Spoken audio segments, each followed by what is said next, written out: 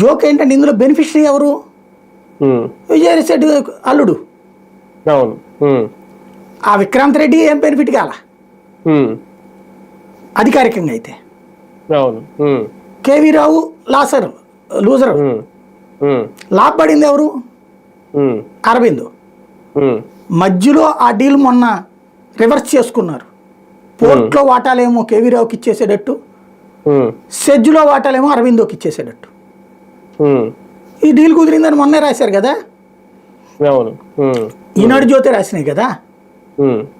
Then అంటే వాళ్ళిద్దరి మధ్యన సెటిల్మెంట్ జరిగిపోయింది. ఇప్పుడు ఇందులో ఏం తెలుస్తారు? వ్యాపార డీల్లో ఏం తెలుస్తారు?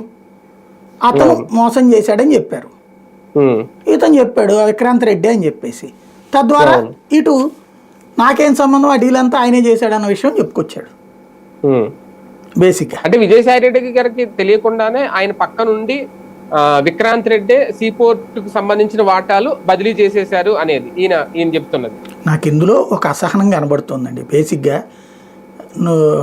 పెద్ద పెద్ద వ్యవహారాలు మొత్తం తనే చూడాలనుకున్నట్టున్నాడు ఆయన.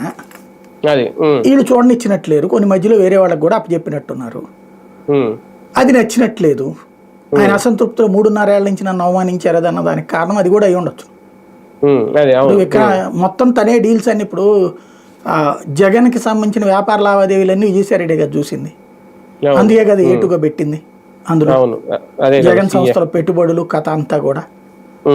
కాబట్టి ఆయన ఇప్పుడు జగన్ అధికారంలోకి వచ్చాక ఇంకొక సోర్స్ పెంచుకుంటున్నాడని కోపం వచ్చి ఉండొచ్చు, అసంతృప్తి వచ్చి ఉండొచ్చు.